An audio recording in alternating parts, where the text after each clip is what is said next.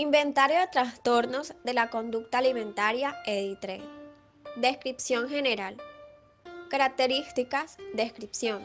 Nombre del test EDI3, Inventario de trastornos de la conducta alimentaria. Autor David Gardner.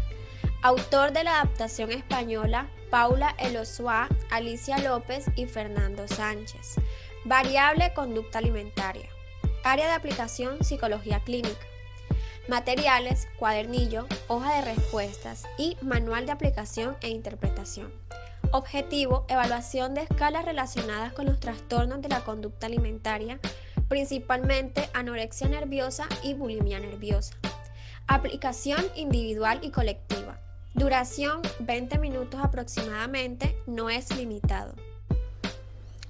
El inventario de trastornos de la conducta alimentaria EDI3 es un instrumento de fácil aplicación y corrección que nos ofrece una medida estandarizada de los rasgos y constructos psicológicos que se han mostrado clínicamente más relevantes en personas con trastornos de la conducta alimentaria.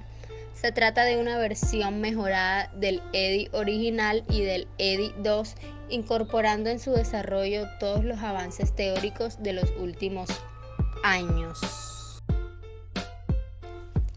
Se presenta un extenso manual que nos proporciona toda la información necesaria para la utilización del test, de forma clara y correcta.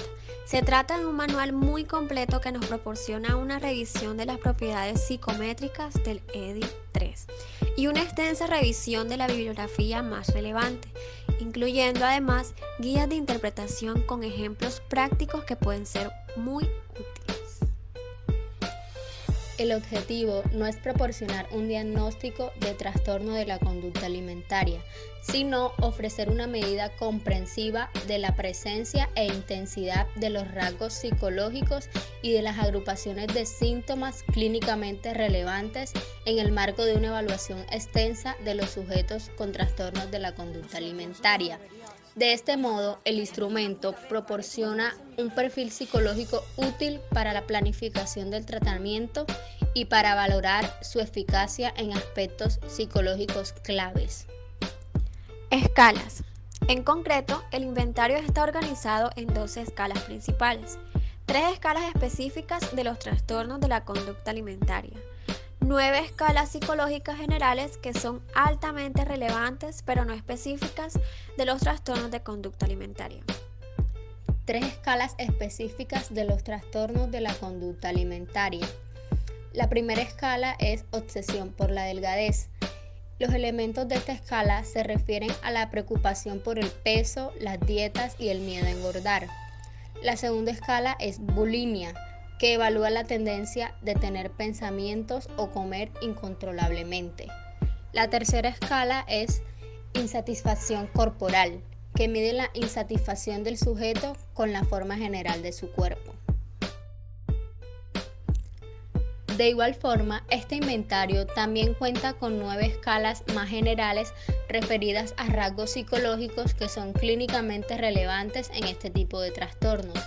La primera es baja autoestima. Aquí se mide una valoración negativa que hace el sujeto de sí mismo, sentimientos de inseguridad, ineficacia, incapacidad, desadaptación y ausencia de valía personal. La segunda escala es alineación personal, que se refiere a la perturbación mental donde puede darse una anulación de la personalidad. La tercera escala es inseguridad interpersonal. Aquí se mide una incomodidad que siente el sujeto ante las relaciones sociales. La cuarta escala es desconfianza interpersonal, que se refiere a un desinterés por establecer relaciones íntimas, dificultad para expresar los propios sentimientos y pensamientos. Quinta escala. Déficit introspectivo. Grado de confusión o dificultad para reconocer y responder adecuadamente los estados emocionales e inseguridad por identificar sensaciones intensas con el hambre y la saciedad. Sexta escala. Desajuste emocional.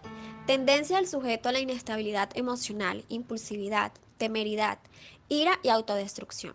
Séptima escala. Perfeccionismo. Medida en que el sujeto se impone a sí mismo la necesidad de alcanzar los más altos niveles de logro personal. Octava escala. asceticismo, tendencia a buscar la virtud por medio de ciertos ideales espirituales como la autodisciplina, el sacrificio y el control de las necesidades corporales. Novena y última escala, miedo a la madurez, deseo de volver a la seguridad de la infancia. Normas de aplicación. La aplicación del EDI 3 requiere un cuadernillo y una hoja de respuestas.